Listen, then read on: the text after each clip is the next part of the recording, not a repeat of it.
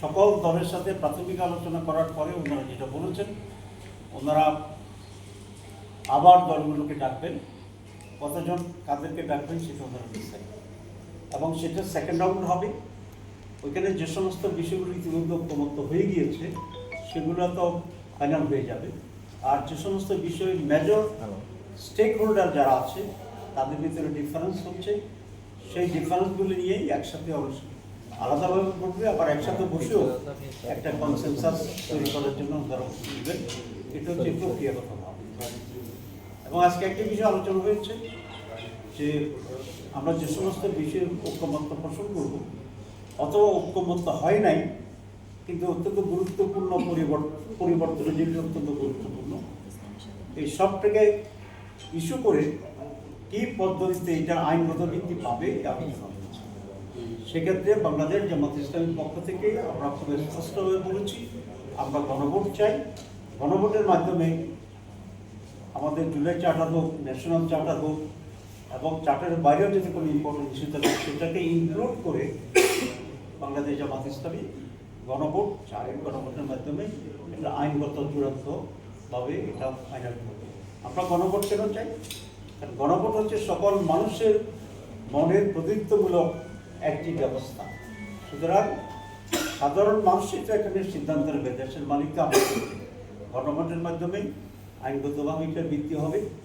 এটার সামাজিক ইমপ্যাক্ট আছে, রাজনৈতিক ইমপ্যাক্ট আছে, পলিটিক্যাল রিপ্রেজেন্টেশনের যে বিষয়টা আছে সেটার ইমপ্যাক্ট আছে। সুতরাং এই জামাত এটাকে আইনি ভিত্তি দেওয়ার জন্য গণভোটের প্রস্তাব দিয়েছে। 2 নম্বর হচ্ছে তত্ত্বাবধায়ক সরকার গঠনের ব্যাপারে আমরা 2টা প্রস্তাব দিয়েছি। একটা প্রস্তাব আমরা দিয়েছি যে জাস্ট আউটগোয়িং চিফ জাস্টিস উনি হবে। আর একটা আমরা প্রস্তাব দিয়েছি যে কেয়ারটেকার প্রধানের জন্য একটা সার্চ কমিটি হবে। সেই সার্চ কমিটি কীভাবে ফর্ম হবে সে ব্যাপারে আমরা ডেফিনেট প্রস্তাব দিয়েছি। সেটা হচ্ছে যিনি প্রধানমন্ত্রী থাকবেন তিনি, বিরোধী দলীয় প্রধান যিনি থাকবেন পার্লামেন্টে তিনি, এবং প্রধান বিচারপতি, এক্সিস্টিং প্রধান বিচারপতি, অ্যাক্টিং প্রধান বিচারপতি, এই 3 জন মিলে সার্চ কমিটি হবে। এবং এই সার্চ কমিটি একজন কেয়ারটেকার চিফকে ওনারা মনোনয়ন করবেন। এরপরে আমরা যেটার উপরে জোর দিয়েছিলাম সেটা হচ্ছে প্রধান বিচারপতি নিয়োগের যে পদ্ধতি, আমরা খুব স্ট্রিক্টলি বলছি যে এটা অ্যাকর্ডিং টু সিনিয়রিটি হবে। এখানে আমরা অনেকবার একটা ব্যর্থ রেখেছি এবং এই ব্যর্থ আমাদের জন্য কোনো সুবিধা নেই। এই জন্য আমরা বলছি যিনি সিনিয়র মোস্ট ওনার থেকেই আপিল ডিভিশনের তাকে বিজয়ীকৃত করতে হবে। এখানে অন্যথা করাটা সমীচীন হবে না, ঠিক হবে না। এরপরে এবং অবশ্যই আমরা এটা আলোচনা করেছি যে এমন ব্যক্তি হতে হবে যার ব্যক্তি জুডিশিয়াল কাউন্সিলের কোনো সুপ্রিম জুডিশিয়াল কাউন্সিলের কোনো ধরনের অভিযোগ যেন না।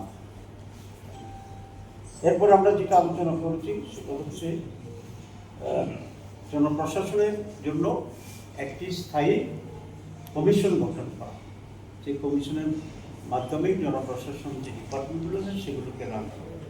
আজকে অবশ্য আলোচনা হয়নি, কিন্তু আমাদেরকে যে প্রস্তাবনার দিকগুলো তারা দিয়েছিল সেখানেও আমরা করেছি যে ইন্ডিপেন্ডেন্ট জুডিশিয়ারি আমরা সমর্থন করি এবং একটি জুডিশিয়ারি সেক্রেটারিয়েট তৈরি করার জন্য আমরা সেখানে বলেছি, যাতে করে আমাদের ইন্ডিপেন্ডেন্ট স্বাধীন যে বিচার ব্যবস্থার কথা বলছি এবং জুডিশিয়ারিকে সেপারেট করে দেওয়ার আমরা কথা বলেছি সেটাকে এটা সাপোর্ট করে।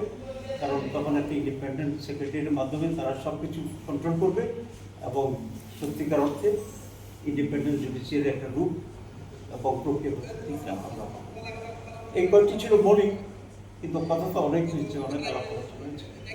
আমরা আমাদের পরিবেশ খুবই হেলদি ছিল, আমরা খুবই আন্তরিকভাবে মনোরার চেষ্টা করছি, জামাতি আমরা চেষ্টা করেছি। আমরা একটা কথা খুব পরিষ্কারভাবে ওনাদেরকে বলেছি